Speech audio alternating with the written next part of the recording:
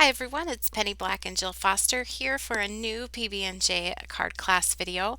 And today's video is all about an easy-peasy card sketch for your exact match stamps and dies.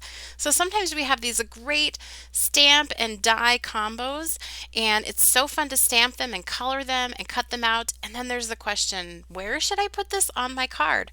So I wanted to create a sketch for you today that is really easy to use with these. Now this is video number 5 out of 10 in the START stamping video series, and the idea behind this is to share my creative process as a professional designer to help you start enjoying your hobby with less decision fatigue, collect products that you will use and love, and start using your stash. So here is a look at the card design that we will be making today, and here is the card sketch that I am using. So you can see it's a standard A2 size card, but you could expand it to whatever size you're working with.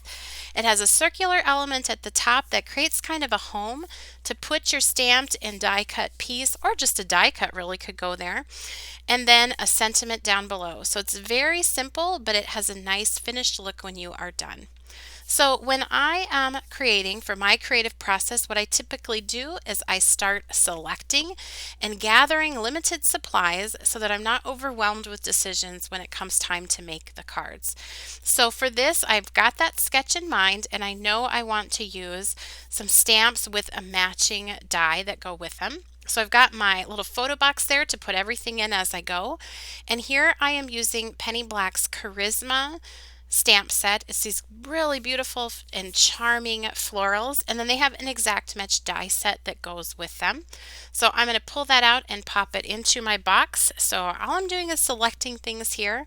I've got the sketch to guide me. For my circular element, I am using the Soaring Creative die. Next up, I'm just going to do my die cutting. So I'm still not making lots of decisions, but I can just sit and enjoy the die cutting process. I ran through that Soaring Creative die through my die cutting machine. I did cut this from lots of different things: colored cardstock, white cardstock, and then I also pulled out some golds. These are by Sizzix. They have like a cardstock pack with lots of different golds in it, and so I die cut those, and I'm just keeping everything in the envelope and popping it into my box. Now I'm ready to start stamping. So I like to do my stamping like in some batch stamping. So I've limited my supplies. I'm going to grab that stamp set that's in my box. Now if you are doing this, you might want to pick 5 different sets in the exact match dies and put those in your box. It's up to you when you're gathering those supplies. And by gathering them and putting them in the box doesn't mean you have to use them, but it's just a way to get started, to get going, to kind of get over that hump of beginning. Now I am stamping onto Canson 140-pound watercolor paper, and I am using Shadow Gray Archival ink by Ranger. So it's just a really light, no line look to this. Then I'm using a Faber-Castell PITT Artist pen, very fine tip, but it is waterproof, to just add a few of these little details. And I stamped a whole bunch of those and prepared them. And so now I'm ready to just start adding color so I can relax and enjoy my favorite mediums and painting. So this process could be done over several days. You could have a day to gather your supplies or a day to gather them and die cut. Then you could have everything stamped. You might just sit down and watch a show while you do your stamping. Then you can have everything ready for your painting, and you can sit down and paint. Use your colored pencils, use your Copic markers, whatever you have, whatever you like to use.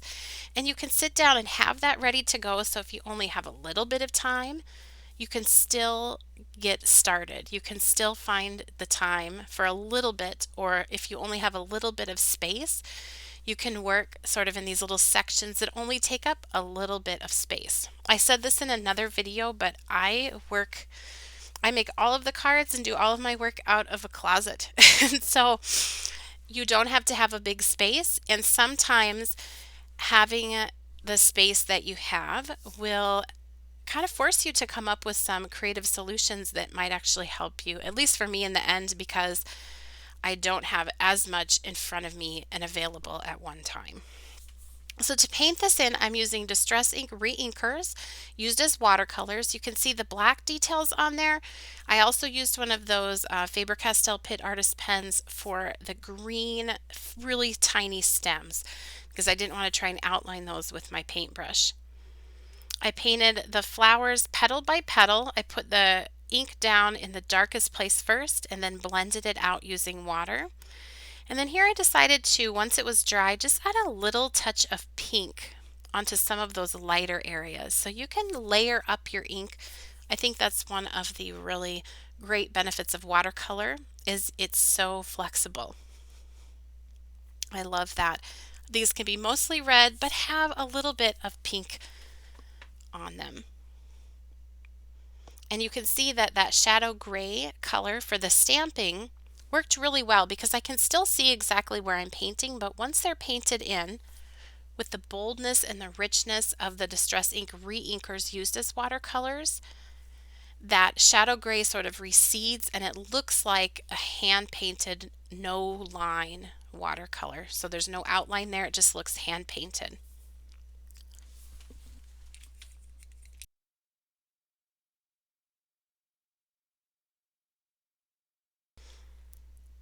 Sorry there for my head peeking out a little bit into the view of the camera.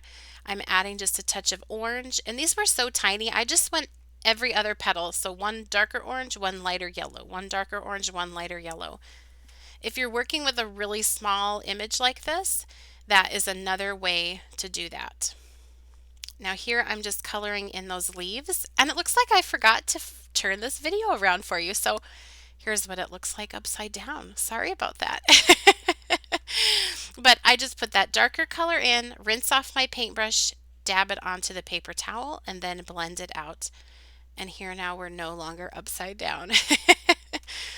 I'm adding just a touch of ink here on these smaller petals, pulling in a little bit of blue. So sometimes your variation does not have to come from your blending and your shading, it just can come from your color choices. Paint some leaves green, paint some blue, or paint some turquoise and paint some lime. You can add depth and interest that way. And I am just darkening up that stem a little bit. I could use a marker or I can just thankfully stay on the lines with my brush. Now, as you're watching, I will have all of the products, Penny Black products used, listed and linked for you down in the YouTube description box below. I also will have for you listed and linked all of the other supplies that I'm using. Listed, sorry, not linked. Just the Penny Black products are linked down below. But just all of the other supplies for your reference. The colors that I'm using to paint this in, the papers, the paintbrush, everything else will be listed for you down in that description box. And I'm just going to finish painting this. And what I did off camera was I finished painting all the rest that I had stamped and colored. I finished them all. And now I move on to either fussy cutting or exact match dies. So I have the exact match dies for this. This set comes or has exact match dies available. So I just crank all of them through and cut all of them out. And then I can start assembling. I'm just going to play around with the elements I've already prepared and add finishing touches. And this is super easy because we have a sketch to follow. So I already know what the card is going to look like. I've laid those out in my MISTI stamp positioning tool and I have picked out some sentiments. And I'm just going to ink those up and stamp those down.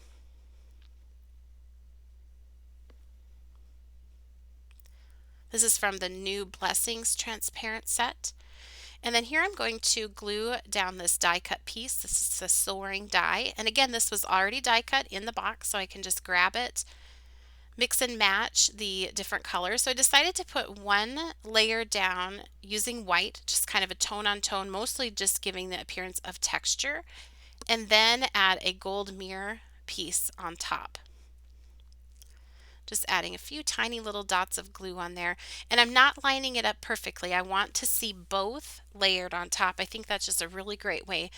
For this is a very simple card, but it still looks finished. And then there is a home for my stamped and exact match die piece. I'm going to put a few pearls here around the edge, just as another finishing touch.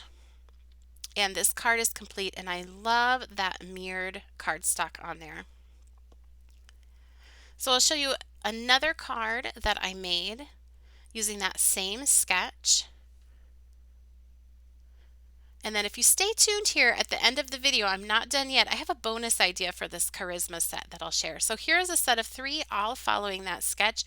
You could put any of your stamps with exact match dies and pop them right up into that center portion with that soaring die. Add your favorite sentiments below, and it's just a great way to use what you have, or if you purchase something new, like any kind of stamp set that has those exact match dies, to use what you've bought to really enjoy your hobby and follow that creative process. Now, like I said, I do have a bonus card idea for you. So using this charisma set, here is just one other card idea. You could turn this into a sketch even, but I'm going to ink up a piece of white cardstock with Cobalt Archival ink, starting off of the edge and working my way on in a circular motion using an ink blending tool and a foam pad. Very light pressure. I'm going to add a little bit of Viridian Archival ink, and I've just picked this particular ink because I love the colors and I think they give like a very light, soft finish. Then I've used our window creative die, and it also even has the window treatments like the curtains to go with it. And I'm just layering that over the top of that inked background with some foam tape behind it for dimension. And then I've die cut and painted those curtains and cut the curtain rod. That's all part of the window treatments die set, listed and linked for you down in the YouTube description box below. And I'm just going to layer that on top. And this is a great card idea or sketch for any type of floral die cuts. You could even do like critters. So they're on the inside standing by this window, and you're going to see I'm going to pop up that floral stamped piece and painted piece down at the bottom, so it's kind of like in the room near the window. So I'm just gluing on these curtain pieces. Again, this was a die set that I had in my stash, so this is kind of how the creative process can evolve. I had an extra leftover floral vase, and I thought, what else could I use this on? And dug through my stash and found this. And now I want to make like a set of cards with the window, maybe some critters in front of it. One little tip is I like to add the element in front sort of extending beyond the edge of the page so it doesn't look like it's just floating there. So you can just have it peeking up by the window. And then you can add these little pieces. Again, those were cut from that gold mirror cardstock, so just a little fun touch to have a little bit of that gold cardstock on there. And there's a look at that shine. It's really hard to capture that in photographs. It often just looks kind of black, but in real life, it's really shiny and beautiful. So here's a look at that bonus card idea part of this video. I sure hope you're enjoying this Start Stamping video series. We are almost, well, this is halfway through video 5 of 10. I'd love to know which one of these cards is your favorite. Do you like the window or do you like the ones with the circular element? Leave a comment down below and here on YouTube. And remember, you can connect with Penny Black on Facebook, Pinterest, Twitter, as well as Instagram, our website, and blog. All of those are linked for you in the description box below. Happy stamping!